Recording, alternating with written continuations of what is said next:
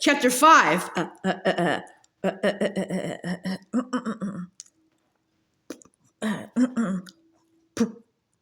Promptly at 2, Zachary drove up in his red sports car. It struck Polly again how sheerly felicitous he was to behold. Like Hamlet, she thought. Hamlet in modern dress. Black jeans and a pale blue cashmere turtleneck, his black jacket over his arm, dark hair framing a pale face. Taff had likened Polly to the sun and himself to the moon. Although Zachary's hair was as dark as Taff's was fair, he was far more a moon creature than a sun creature. He greeted her grandparents deferentially, pausing to sit and tell the Murrays a little about his work in the law office in Hartford. Long hours at a desk, he said. I feel as though I've come out from under a stone, but I'm lucky to have got an internship, and I'm learning a lot. Again, he was making a good impression, she thought. I've done some research on this Ogham stuff, he said. As a language, it isn't that difficult, is it? It really does look as though this land was visited 3,000 years ago, long before anyone thought. Primitive people weren't nearly as primitive as we like to think, and they did an incredible amount of traveling to all kinds of places. And druids, for instance, were not ignorant savages who did nothing but slit the throats of sacrificial victims, but could navigate by the stars, and as a matter of fact, their knowledge of astronomy was astounding. Bishop Calubra would agree with that, Polly said. Her grandparents were polite, but not enthusiastic. Zachary said, I'd really like to talk with a bishop. My boss, whom I've been pumping, is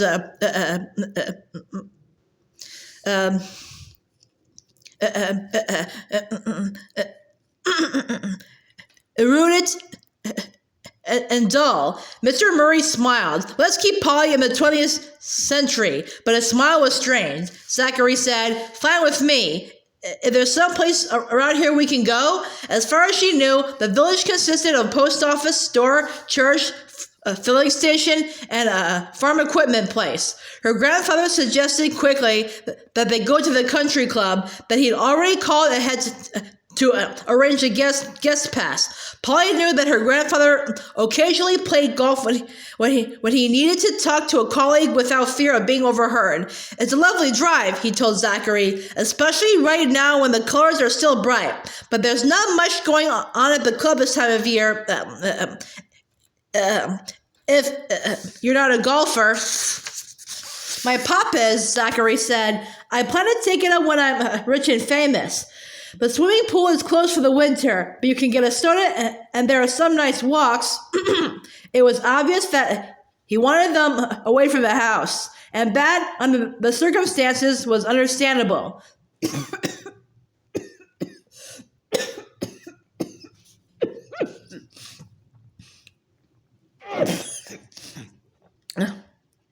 Do I look okay for the country club? She was wearing jeans and a flannel shirt.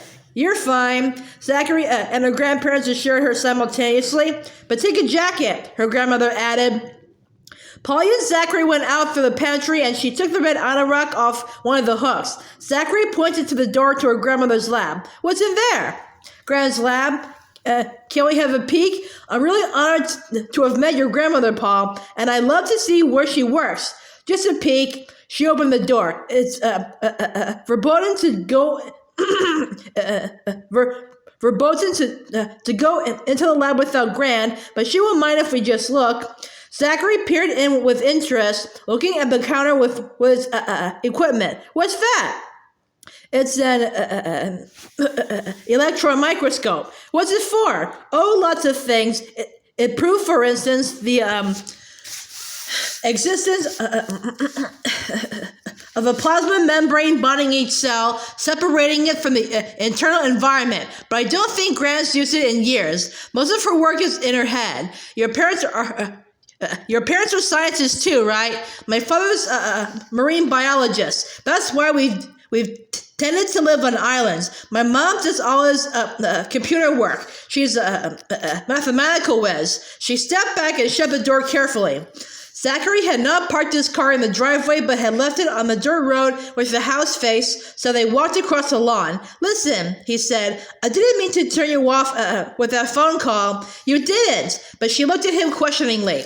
He was looking at the house. This is beautiful, your grandparents' place. We don't have any houses anywhere near this old in California. I love it, she said. I'm really happy here. I can understand that. He held the car door open for her. As they started off, he pointed to the wing. Hey, is that a swimming pool? Yeah, a small one. The doctor recommended it for granddad's arthritis. That's terrific. It's the best exercise in the world, my doctor says. Is there good skiing around here? Yes. Do you ski? He drove slowly along the dirt road. Oddly enough, I do. Being a totally non-kinetic person, I'm not very good at it, but given time, I might improve. You ski? I spend my life in warm climates, but Gran says she'll go skiing with me this winter. Once they were out on the highway, Zachary's driving reminded her of Bishop Colubra's, but it was probably a little less erratic. Heretic. Yeah, the fall's glorious, he said. A couple of my prep schools weren't far from here, but the colors always catch me in the throat. Look at that golden tree there. There aren't many elms left. Isn't it gorgeous? That it is. And there's one maple we see from the kitchen windows that's almost purple. I've never seen autumn colors before, and I'm overwhelmed. I'm glad you were here a week ago. I'm glad you were here a week ago. It's past its first glory now, Zachary said, but still breathtaking. Here we are. Polly pointed to a sign that indicated the long driveway to the country club. At the top of the hill was a large white building with a gracious view across a valley, that valley which had been covered by a lake 3,000 years ago. Zachary led her into the bar, where he asked her what she wanted. Don't worry, sweet Paul. I'm driving, so I'm having a Coke. Do you remember that you like lemonade? You do. How nice of you to remember. There's not much about you I've forgotten. He ordered their drinks, and they sat on high bar stools, and the slanting autumn sunlight reached through the windows and touched Polly's hair. Zachary whistled.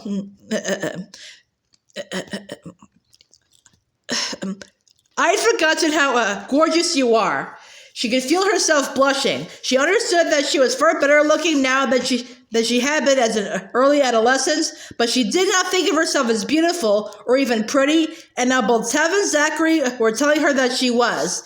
You were lovely last summer in Greece, Zachary said, but you're even better now. I'm glad I was able to find you. Me too. She sipped at her lemonade, which was nicely tart. It had been an amazement to her the past summer in Athens that Zachary had wanted so much of her company. It was still an amazement to her. What do you do with yourself all day? Oh, lots of things. Granny and Granddad worry about my being bored. But the days slide by so full, it's hard to realize at bedtime that another day has passed. Full of what? I study with my grandparents in the mornings. I hike, I swim. We've had friends over for dinner. It may not seem exciting, but it's just what I need. It didn't sound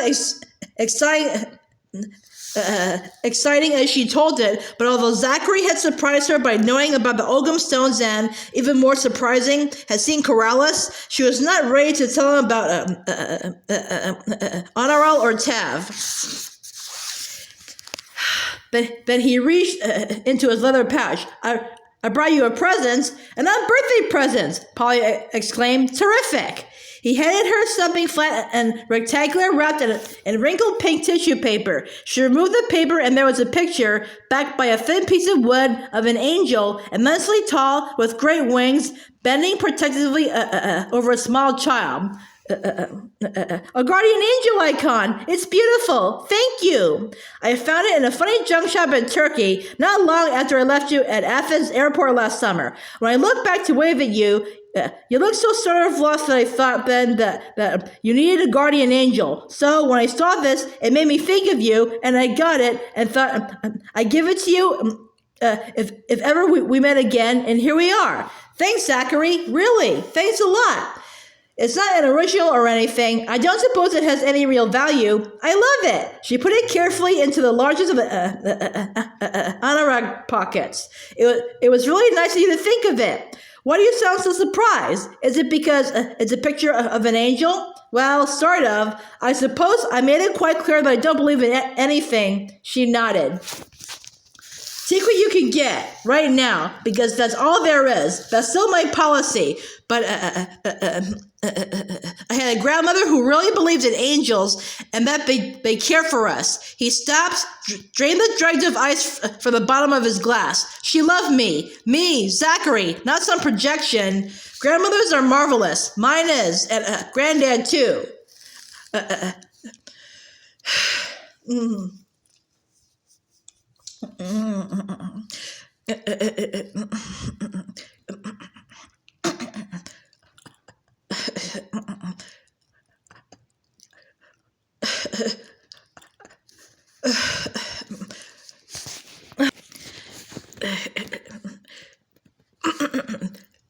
didn't know my grandfather that well. Pa's parents died young. The ones I knew were Ma's parents, and they lived near us. My grandfather was a champion polo player, but he was thrown from his horse and his spine was crushed. And Grandma went right on believing in angels and in me while he cursed from his wheelchair till the day he died.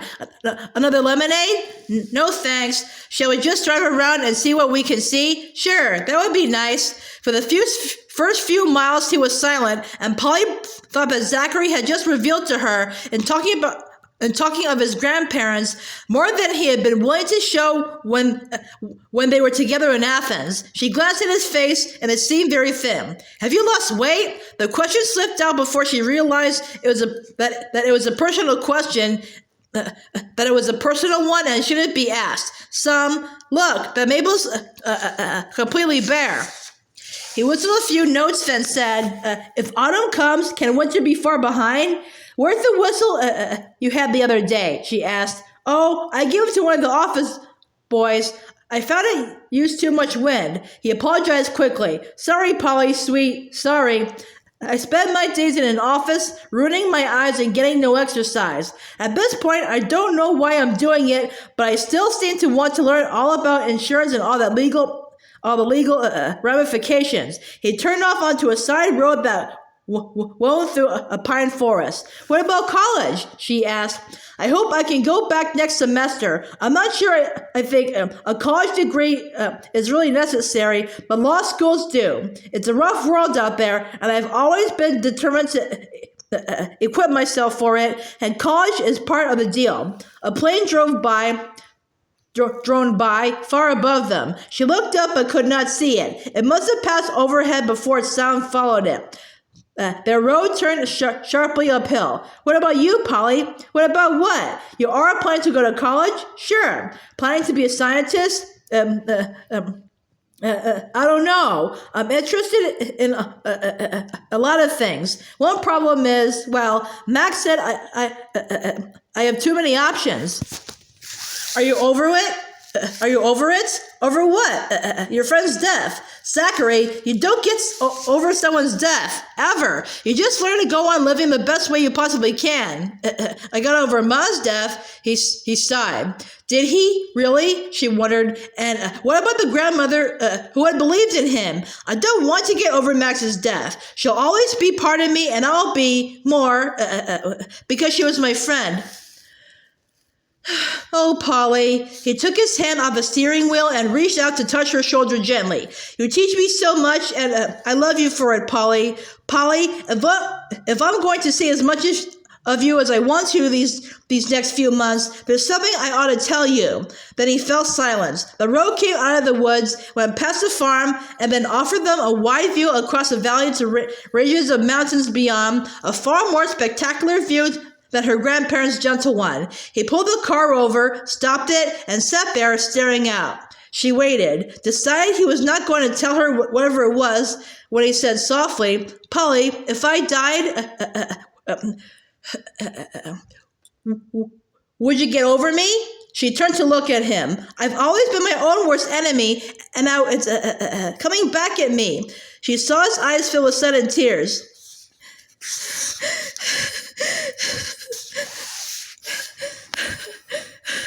Zachary, what is it? My heart. It's never been very good, and now... She looked at his white face, at the slight blueness about his lips, and his eyes trying to blink back tears. She reached out to touch him. Don't touch me, please. I don't want to cry, but I don't want to die. I'm not ready, but I've only got, nobody would be specific, but it's not likely I'll make it to law school. Oh, Zachary. She sat, not touching him, honoring his wish. What about open heart surgery? It wouldn't help that much. If you take care of yourself, don't work too hard. He shook his head, reached up, and fiercely rubbed away his tears with the heel of his hand. Oh, Zach, see, I'm hurting you just by being. I don't mean to use emotional blackmail. Polly, sweet, what I'm doing is living as though I'm going to go on living, working in Hartford this semester, planning on going back to college, to law school. My doctors say that the best thing, take it moderately easy, but live while I can. So what I'd really like is to see you sort of on a regular basis. Would that be possible? Well, of course, Zach. Words seem totally inadequate. He started the car again and took off far too fast. He said that he didn't want to die, but he wasn't ready. He said that he didn't want to hurt her. Slow down a bit, hey? She suggested. He took his foot off the accelerator and drove at a more moderate speed, in silence. She did not brake it because there was nothing to say. When they got to her grandparents' land, he turned onto the dirt road the house faced and stopped his car by the wing of the pool. I've been horrible, he said. I'm sorry. You haven't been horrible.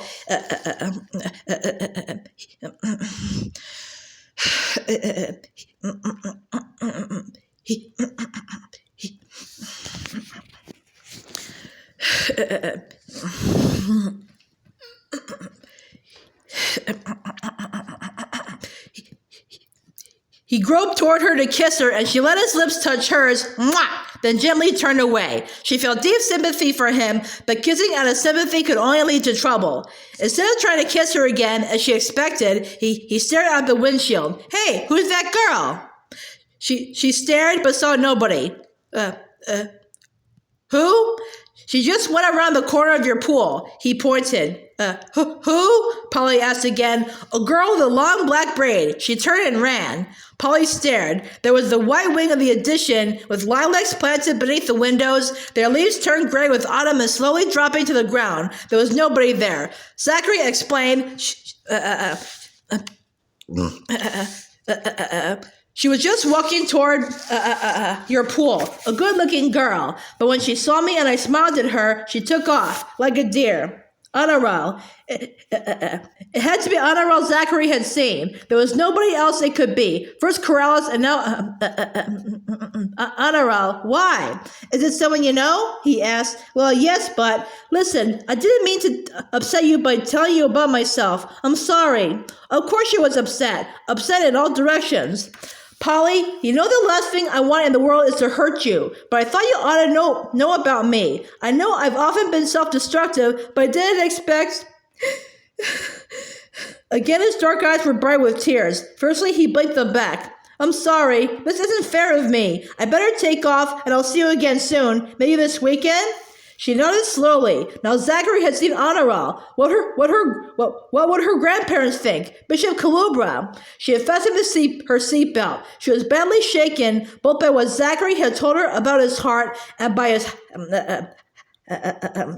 having seen Honoral. Her ears were cocked for the Calubras. Perhaps if they drove up, Zachary would talk with the bishop. Listen, are you busy this evening? Could you stay for dinner tonight? If that's okay, Dr. Louise and Bishop Calubra are coming. Bishop Calubra knows Honorable really well, the girl you saw. Dr. Louise, she thought, might be able to check on Zachary's doctors, see if there might be some better hope for him. No, sorry, I wish I could. I really do. But I promised my boss I'd have dinner with him and let him go on about Ogum. Fortunately, he doesn't try to order dinner in Ogum. He'd drop a gourd if he knew I'd seen an Ogum stone. If you knew Zachary had seen a girl from Ogum days, I'm free on Saturday, he continued. Shall I come on over? Yes, please do. Maybe we'll just go for a walk around your grandparents' place. It'll be good just to be with you. But now I really need to get back to Hartford. Zachary got out of the car and came around to her. Don't worry over much, Pretty Paul. I'm not going to drop dead on you. That wouldn't be fair. I do have some time left. He hugged her briefly, and he felt painfully thin. The Calubras had not come, and probably weren't even expected for another hour. It was All Hallows Eve, Samhain, that made a difference. At least she was sure that the bishop would think that it did. Samhain must be why Zachary was able to see Honoral, and yet he had seen Corrales too. Was it that?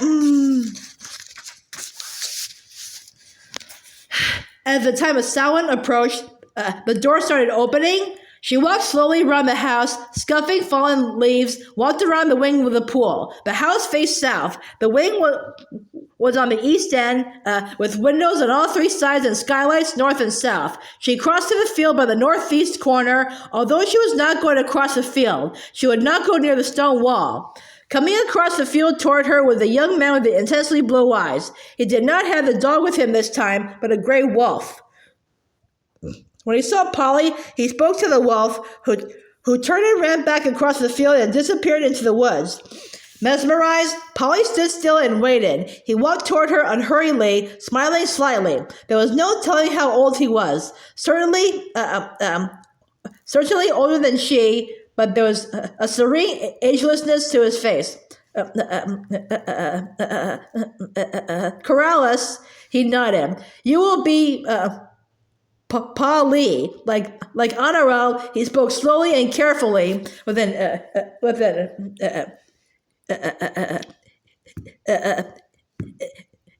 indeterminate trace of accent. Probably Bishop Calubra had taught him English too. In the time we talked. I am sorry Honoral didn't summon me when you came to us. She stared at him. Who are you? As you said, Corrales, a druid? He nodded gravely.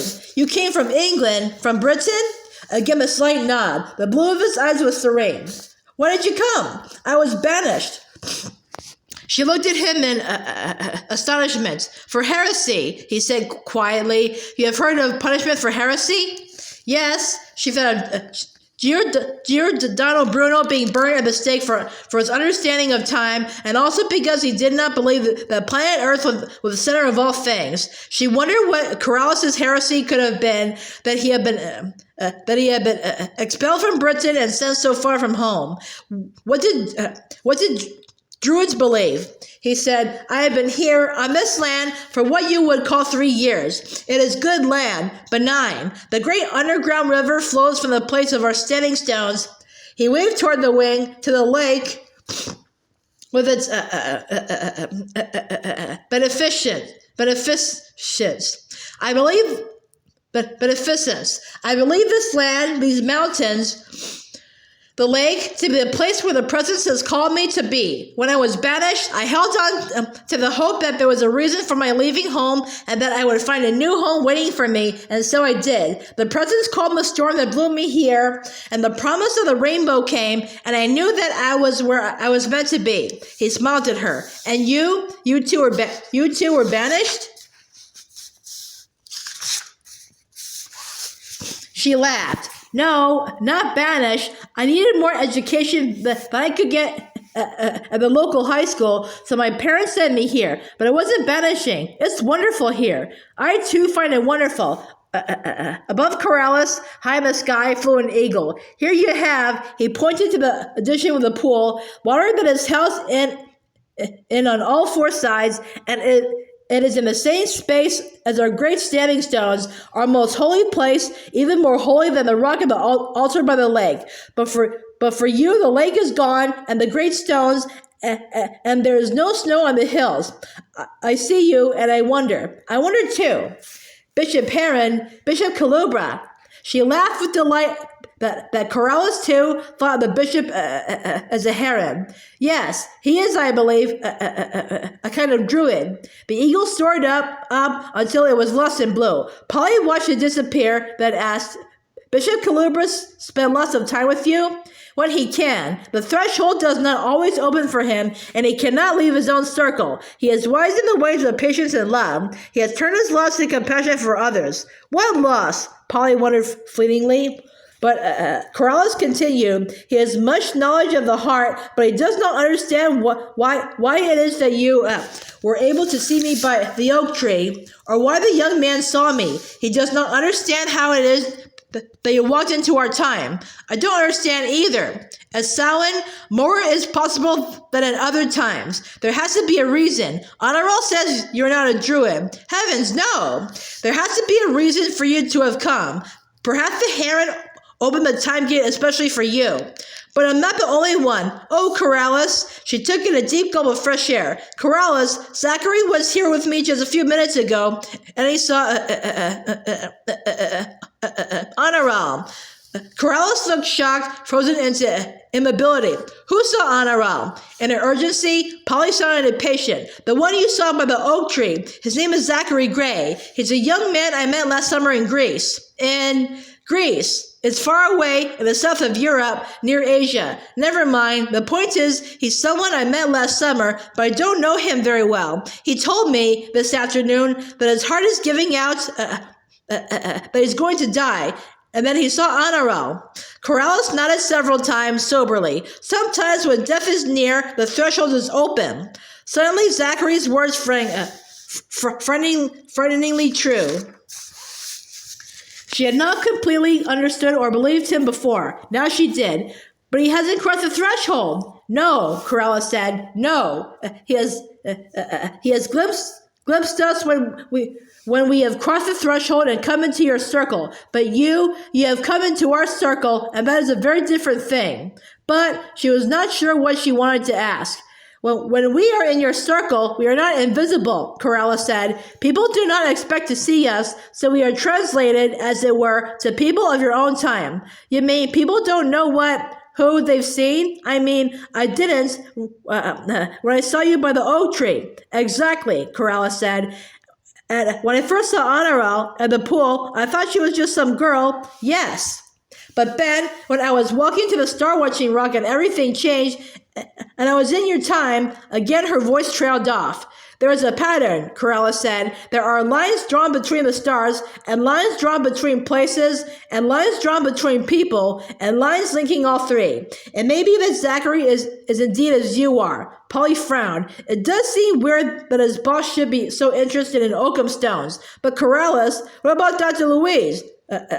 She saw Honorable. That was by chance, by emergency. Honorable does not fit into her worldview, so she does not believe. But you, Polly, you must be part of the pattern. There is a strong line drawing you from your circle to ours. I am afraid for you. Afraid? Why? You have spoken with my countryman, Tav? Yes, she smiled. Both Zachary and Tav thought her red hair was beautiful. Tav tried to teach her Ogham, and it was a game, and they had laughed and been happy. You must not speak with him. Why not? I've been studying Bishop Calubra's notebook of Ogham, and Tav taught me some more. The hand that feeds the chicken ends up wringing its neck. What? If Tav likes you and you like him, it will be even harder. What will be? Do not cross the threshold again. There is danger for you. I don't understand. Honorable has come to you too often. She is very young, and she must learn not to waste her power. Speak with the heron. Tell him about this. His name again, please? Zachary Gray. He alters the pattern. Tell Bishop Heron. You will? Yes. Suddenly, she remembered the bishop saying that Zachary did not look well. Dr. Louise had said that he was too pale. I must go. Corellis bowed to her, turned, and walked away across the field. She watched after him until she heard a car drive up too fast, skidding on the macadam as it came to a stop. Bishop Calubra.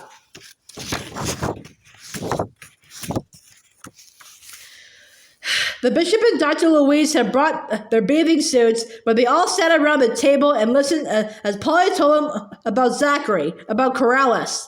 I didn't totally believe Zachary about his heart being that bad until Corrales, her voice faltered. No way, Dr. Louise said. I'd like to speak to his doctor. Someone in the last stages of heart failure doesn't work in a law office or drive around in sports cars. He'd be pretty well bedridden. He looks pasty, as though he doesn't get outdoors enough, but he doesn't look as if he's on his deathbed. He didn't say he was actually on his deathbed, Polly said. He didn't give any time limits, only that he wasn't likely to make law school, and that's at least a couple of years away. It still sounds a little overdramatic to me. Well, I thought so too. But Corrales, Dr. Louise spoke sharply. Corrales is not a physician. He's a druid, the bishop said, and I take him seriously. Really, Nathan, I thought you were more orthodox than that. I'm completely orthodox, the bishop expostulated. That doesn't mean I have to have a closed mind. Since when had this eye faith in druids been part of your orthodoxy? Weren't they involved in the esoteric and the occult? They strike me as being a lot less esoteric and occult than modern medicine. All right, you two, Mr. Murry broke in. And if you're going to have a swim before dinner, Mrs. Murry suggested, have it. Did you two squabble when you were kids? We drove our parents crazy. Dr. Louise smiled. The bishop rose. He was a good foot taller than his sister.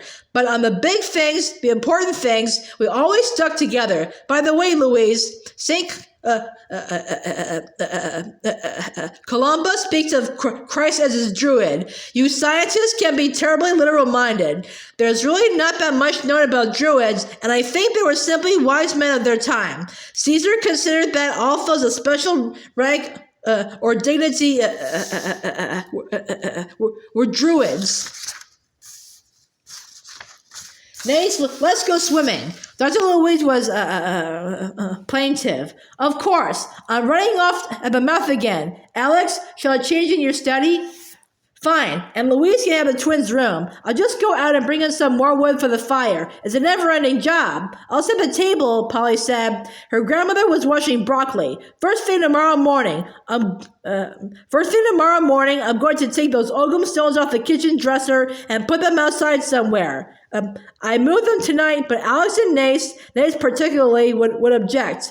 Why? Polly asked. I mean, why move them? The kitchen dressers, cluttered enough already. Large stones are not the usual kitchen decor. And if that ogham writing was carved into them 3,000 years ago, they may have something to do with Honor's and Krause's ability to come to our time and our place, and your ability to go to theirs. I'll go out to the lab and get the casserole. It's one of my Bunsen burner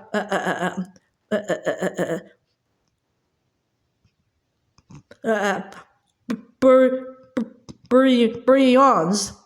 As the door closed behind her grandmother, Polly remembered that Corrales had warned her of some kind of danger.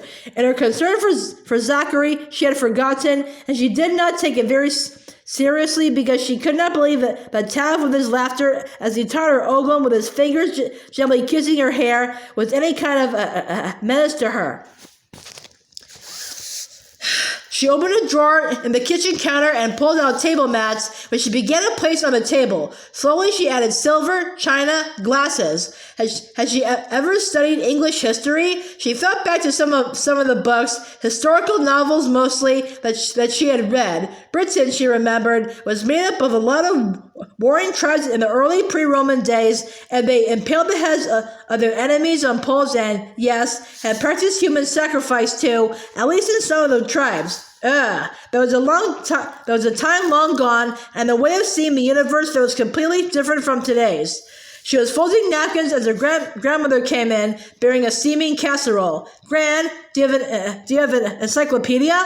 In the living room, in the 1911 Britannica, which was supposed to be particularly fine. It's totally obsolete as far as science goes, but it should be all right for druids. If that's what you want to check out, it's on the bottom shelf to the right of the fireplace. Polly got the encyclopedia, the D volume. There was only one page on the subject of druids, but But yes, there was a mention of Caesar. The bishop was right. Druids went through extensive training with much memorizing of handed-down wisdom. Honorel had told her that. Her grandmother called from the kitchen. Found anything?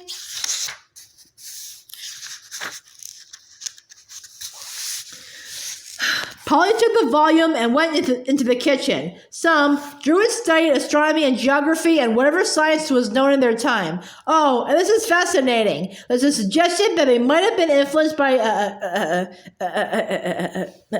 Pythagoras. Interesting indeed. Her grandmother was slicing vegetables for the salad. Oh, listen, Gran, I like this. Before a battle, Druids would often throw themselves between two armies to stop a war and bring peace. Armies must have been very small, her grandmother remarked. Polly agreed. It's hard to remember in this overpopulated world that two armies could be small enough for a druid to rush in and stop war. They were peacemakers then, her grandmother said. I like that. Polly read on. Oak trees were special to them. I can see why. They're the most majestic trees around here. That's about it for information on Druids long ago. Later on, as the Roman Empire took over, Druids and Christians didn't get along. Each appeared to be a threat to the other. I wonder if they really were. Even Christians are threats to each other, her grandmother said, with misunderstandings between Protestants and Catholics, liberals and fundamentalists. Wouldn't it be great, Paul suggested, if there were Druids to throw themselves between the battle line of Muslims and Christians and Palestinians and Jews in the Middle East, or Catholics and Protestants in Ireland?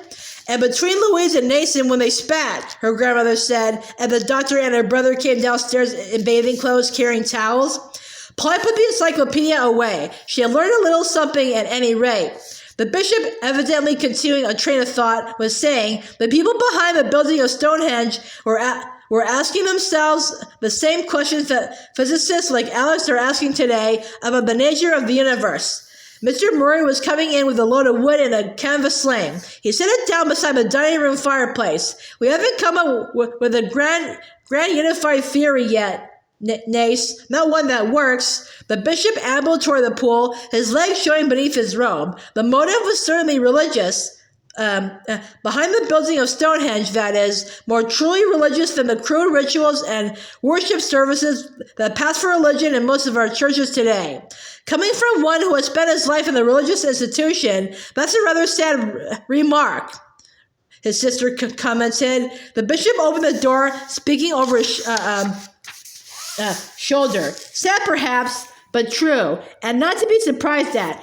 Come on. I thought we were going swimming. And who's holding us up? But two of them went through the door to the pool, shutting it carefully behind them. Mr. Murry put a sizable log onto the fire. Polly looked Druids up in the encyclopedia, Mrs. Murry said. The article wasn't particularly enlightening. We need more than an encyclopedia to explain Nathan's opening a time threshold. Mr. Murry blew through a long, thin pipe, and the flames flared up brightly. And Polly's involvement in it is incomprehensible. It's not the first incomprehensible thing that's happened in our lifetime, his wife reminded him. Had things ever been as weird as this? Her grandmother laughed. Yes, Polly, they have, but that doesn't make this any less weird. Mr. Murry stood up creakily. Polly's friend Zachary strikes me as adding a new and unexpected component. Why is this comparative stranger seeing people from 3,000 years ago that you and I have never seen? Nobody told him about her, Mrs. Murry said, so he didn't have time to put up a wall of disbelief. Is that what we've done? Isn't it? And isn't it what Louise has done? So it would seem.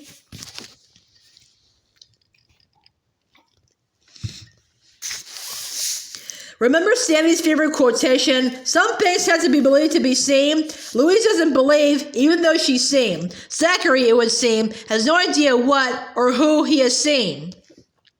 Mr. Murry took off his glasses and wiped them on his flannel shirt. blew on them, wiped them again, and put them on. Why on earth did I think that old age would mean less unexpectedness? Wouldn't a glass of wine be nice with dinner? I'll go down to the cellar and get a bottle. In a moment, he came back up carrying a rather dusty-looking bottle. There's a dog barking outside. There was. A dog barking with steady urgency. Dogs bark outside all the time, his wife said. Not this way. It's not just ordinary barking at a squirrel or a kid on a bike. He's barking at our house. He put the bottle down and went out the pantry door. The dog kept on barking. It's not one of the dogs from the farms up the road, he said as he returned, and it doesn't have a collar. It's sitting in front of the garage and barking as though it wants to be let in. So? Mrs. Murry was wiping off the bottle with a damp cloth. Do you want me to open this to give it a chance to brave?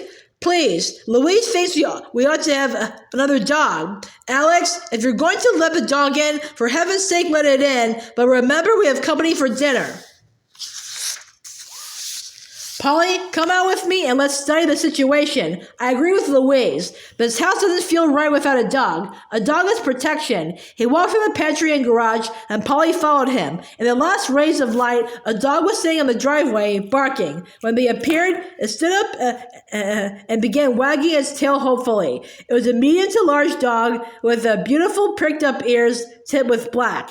There was a black tip to his long tail. Otherwise, it was a soft tan. Tentatively, it approached them, tail wagging. Mr. Murry held out his hand and the dog nuzzled it.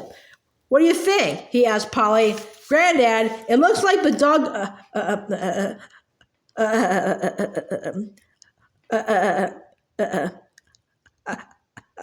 It looks like the dog I saw with Corrales, but Corrales had a wolf rather than a dog with him that afternoon. She could not be sure. He looks like half the farm dogs around here, her grandfather said. I doubt if there's any connection. He's a nice-looking mongrel, thin. He ran his hands over the rib cage, and the dog's tail wagged joyfully. Thin, but certainly not starved. We can at least bring him in and provide a meal. Granddad, Polly put her arm about her grandfather's wrist and hugged him. Everything is crazy. I went back 3,000 years, and Zachary saw Honorel, and you're thinking of adopting a stray dog. When things are crazy, her grandfather said, a dog can be a reminder of sanity. Shall we bring him in? Gran won't mind? What do you think? Well, Granddad, she's pretty unflappable, but I don't think a dog is going to overflap her. Mr. Murry put his hand on the dog's neck where a collar would be and went into the garage, and then walked along with him, whining very softly through the pantry and into the kitchen, just as the Calubras were coming in the other direction, wrapped in towels. I see you're taking my advice about another dog, Dr. Louise said. Oh, my! Bishop Calubra's voice was shocked. Mrs. Murry looked the dog over. He seems clean. No fleas as far as I can tell, or ticks. Teeth in good condition. Healthy gums. Glossy coat. What's wrong, Nace? I'm not sure, but I think I've seen that dog before. Where? His sister asked. 3,000 years ago.